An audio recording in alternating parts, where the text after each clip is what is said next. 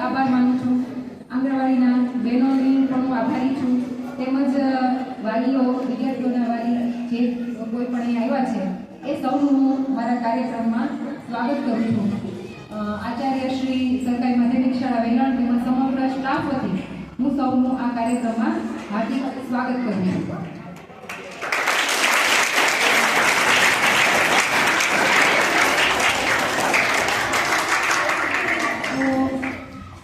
વાલીઓને ખાસ મારે જણાવવાનું છે કે છેલ્લા ઘણા સમયથી 6 મહિનાથી અમે આ કાર્યક્રમની તૈયારી કરી રહ્યા હતા.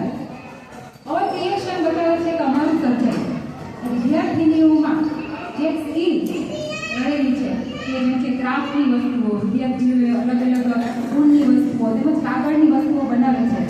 તો એ આપણે 6 થી 8 ધોરણમાં વોકેશનલ એજ્યુકેશન અંતર્ગત આ સ્કિલ ડેવલપમેન્ટ વિશેની ટ્રેનિંગ ચાલે છે.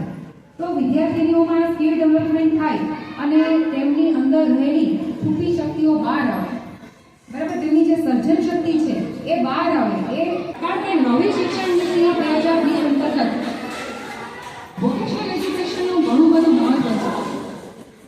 અમારે એક કવિતા આવે છે, બી ધ બેસ્ટ. આપણે અમારા હમણાં થોડા અભ્યાસ કર્યો ને, તો બી ધ બેસ્ટ એટલે શું? તો કે તમે બેસ્ટ બનો. બધા કંઈ ડૉક્ટર, એન્જિનિયર બની નથી શકવાના, બરાબર? બધાને કંઈ ગવર્મેન્ટ જોબ આજના સમયમાં હવે મળી નથી. તો તમારી પાસે એક સેકન્ડ ઓપ્શન હોવો જરૂરી છે.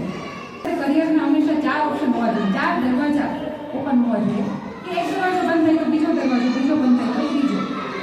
તો એ દિશામાં આ એક પ્રયત્ન છે કે જ્યારે બાળક 18 વર્ષનું થઈ જાય તો એ પછી એ પોતાની રીતે પગભર બની શકે. તો એમનામાં જો કોઈ કળા હશે, એમનામાં જો કોઈ સ્કિલ હશે કે જેને નાનપણથી ડેવલપ કરી હશે, તો એમાં આગળ જતાં પોતાની કરિયર બનાવી શકશે. તો જે તે સમયે જ્યારે એમની પાસે કરિયરના ઓપ્શન્સ લિમિટેડ હોય તો એ સમયમાં આ એમનું એક સેલ્ફ ડિપેન્ડન્ટ બનવા માટે, ખાસ કરીને ગર્લ્સ માટે, છોકરીઓ માટે આ એક રોજગારીનું માધ્યમ બની શકે. ક્રાફ્ટની વસ્તુઓ છે, હસ્તકલા કારીગરીની જે વસ્તુઓ જો દીકરીને બનાવતા આવડતું હોય તો એ આગળ જતાં પગભર બની શકે. તો એ આ કાર્યક્રમ દ્વારા એક દિશા નિર્દેશ કરવાનો મેં પ્રયત્ન કર્યો છે.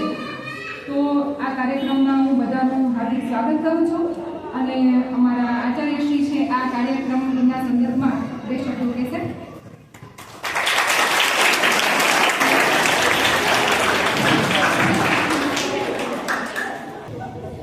અહીંયા હાજર રહેલા તમામ વાલીઓ, ભાઈઓ અને બહેનોનું હું શાળા વતી ખૂબ ખૂબ આભાર માનું છું.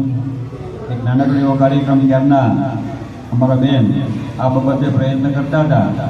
પ્રવૃત્તિ થતી હોય શાળામાં વિદ્યાર્થીને અનુલક્ષીને એનામાં રહેલી કોઈ પણ જે સ્કિલ છે, આવડત છે, બહાર આવે એ મુખ્ય હેતુ હતો.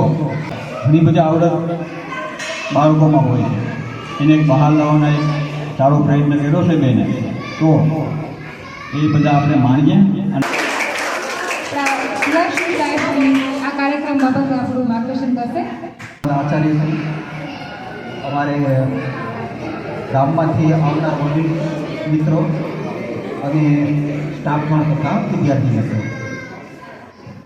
ખાસ તો માધ્યમિક શાળાની અંદર જે આ પ્રયાસ થયેલો છે, અવર ક્રિએશન્સ નામથી આ જે કાર્યક્રમ બહુ સારો અને સારી પહેલ છે.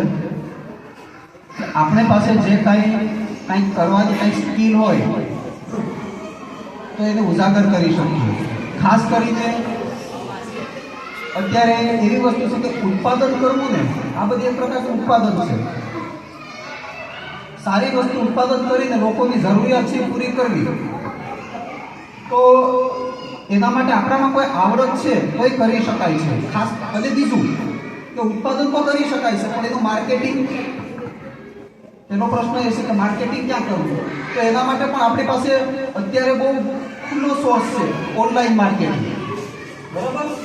આ બધી વસ્તુ તમે પણ આવું તમને જે કાંઈ આવડતું હોય તમે બનાવીને ઓનલાઈન તમે એનું વેચાણ કરી શકો, સેલિંગ કરી શકો. તમારે એના માટે નથી સેલ્સમેન રાખવા પડતા કે નથી કોઈ દુકાન ખોલવી પડતી, બરાબર. એટલે આ એક બહુ સારો પ્રયાસ છે. મોટી ફેક્ટરી તાત્કાલિક સીધી ઊભી કરાતી નથી. એ આવું નાનકડા પાયેથી નાના ધોરણેથી જ ચાલુ થાય. અને હવે ભેલાણ પ્રી સેન્ટર શાળાના સમગ્ર સ્ટાફનું હું હાર્દિક સ્વાગત કરું છું. કોઈ કામ નાનું નથી જો તમે કરવાની ઈચ્છા રાખો તો. અહીંયા તમે બહુ સરસ મજાની આ દીકરીની કળા છે ને એને બહાર લાવવા માટેની કોશિશ કરી. હું વચ્ચે એક વખત મારી શાળાની મુલાકાત લેવા ગઈ સાહેબ જગદીશભાઈની ઓફિસમાં એને જોયું ત્યારે જ મને એવું થયું કે આવું કંઈક કરાવી શકાય. અને કૌશલ્ય તમારું છે ને એને કેળવતા રહેજો. અને મેં તો ખાસ કરીને દીકરીઓ જ છે, દીકરીઓ કરે છે, અમારા દૂરદાઓ કરે છે. અને જે ઘરની અંદર બંગડીનો રણકાર હોય અને ઝાંઝરીનો ઝણકાર હોય ને સાહેબ મા બાપ છે ને એ નક્કી છે. એ ભાગશાળી છે ને એ પૃથ્વી પર દેવતાઓ છે. એ લક્ષ્મીને જન્મ દેવાનો અને લક્ષ્મીને સાચવવાનું સરસ મજાની સમર્પિત કરે. આપણી સામે પણ એ દીકરીઓ દીધી છે. જો અમે એ દીકરીઓ તમે તમારો શોખ છે એ જીવિત રાખજો. એ તમને ખૂબ ખૂબ અભિનંદન કે રણ જેવા છેવાડાનું ગામ ગણાય. કોસ્ટલ એરિયાની ગામની અંદર પણ દીકરીઓની અંદર એનું સરસ મજાનું સ્કિલ છે એ તમે ડેવલપ કર્યું છે. હજુ પણ દીકરીઓ આ તમારું જે કામ છે સ્કિલ છે એ વધારે ડેવલપ કરો. તમારા પૂરતી તમારે જે કાંઈ કરી શકાય એમ માર્ગદર્શન તમારી સાથે છે. કરેલું ક્યારેય ફોરવર્ડ જાતું નથી. હવે અહીંયા આ કાર્યક્રમમાં જે બહેનોએ ભાગ લીધો છે એમને પોતાના વિચારો રજૂ કરવા માટે હું આમંત્રણ આપું છું. તેઓએ આની બેન આવશે. Good morning all of you. મારું નામ છે શેરાલી દર્શનભાઈ. હું ધોરણ 9 માં અભ્યાસ કરું છું. મેં અવર ક્રિએશન એક્ઝિબિશનમાં ભાગ લીધો છે, જેમાં મેં હસ્તકલા કારીગરીને લગતી સુશોભિત વસ્તુ બનાવી છે, જે અમે છેલ્લા 4 મહિનાથી કરી રહ્યા છીએ. મને આશા છે કે તમે લોકો પણ મારી બનાવેલી વસ્તુને ગમશે. Thank you so much. મારું નામ ચુડાસમા જેનિશા ગોપાલભાઈ છે. હું 9મા ધોરણમાં અભ્યાસ કરું છું. તો આજનો દિવસ બહુ મહત્વપૂર્ણ છે કારણ કે 4 મહિનાની મહેનતથી અમે અવર ક્રિએશનની વસ્તુઓ બનાવી છે. મને આવી વસ્તુઓ બનાવવાનો ખૂબ જ શોખ છે અને આવી વસ્તુઓ બનાવવાનો અને તેની નવી નવી રીતો જાણવાની મારી મમ્મી પપ્પાએ મને બહુ સપોર્ટ કર્યો છે.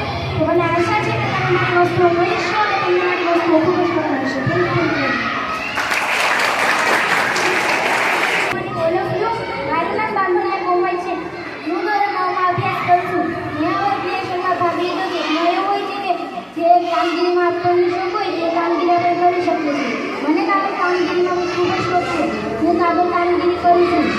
તેમાં મને શોખ છે. એમાં કાગળ કામગીરી અને સાથે સાથે એની વસ્તુઓ બનાવી લઉં છું. મને આશા છે કે તમને મારી વસ્તુ ગમે.